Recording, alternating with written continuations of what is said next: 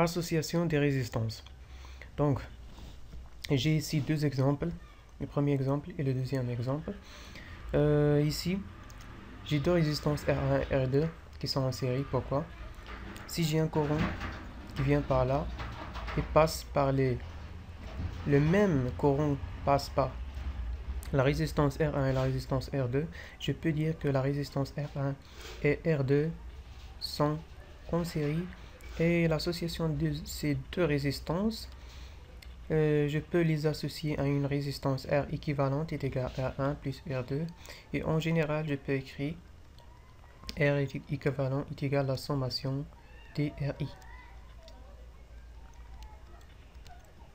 de I jusqu'à N, le nombre de résistances que j'ai dans un circuit. Donc, le deuxième exemple, j'ai deux résistances qui sont parallèles. Pourquoi? Si j'ai un courant qui vient par là, un courant I, je remarque que ce courant se divise en un courant I1 et un courant I2. Très important que ce courant qui est divisé à cette nœud, il nous donne un courant I1 qui passe par la résistance R1 et un courant I2 qui passe par la résistance R2. Ils se recombinent à ce point-là et nous donnent le courant I. Donc je peux dire à ce cas que la résistance R1 et R2 sont parallèles parce que le courant I qui se divise à ce point, il passe par les mêmes résistances R1 et R2 et ils se recombinent à ce point-là. Donc je peux écrire que la résistance équivalente est égale à R1 fois R2 sur R1 plus R2. En général, je peux écrire, c'est la sommation de 1 sur RI.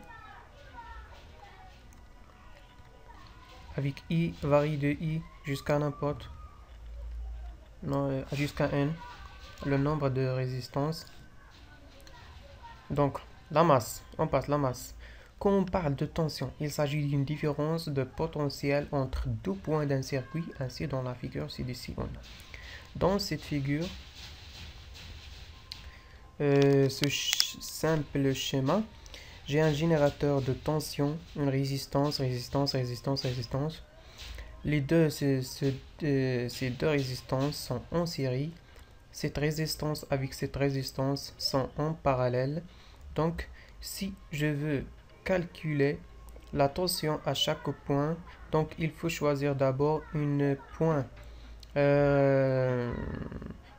référence, s'appelle la masse. Donc, la propriété de cette point que la tension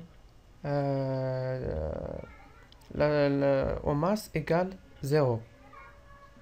Donc, si je veux calculer la masse, la tension à ce point A, donc je fais la différence du potentiel V de A moins VD, puisque VD aussi, le potentiel ou la tension ici à ce point égale à 0. Donc c'est mon référence ici. Donc je fais V de A, la tension au point A, UA est égale VA moins VD, et aussi ici au point B est égal à VB moins VD, et aussi à ce point C, VC moins VD. Donc, l'autre chose qui est très important, si je veux choisir la masse, donc en général, on prend pour une masse la borne négative. La borne négative de l'alimentation, comme ici. Voilà, la borne négative, on a pris la masse ici.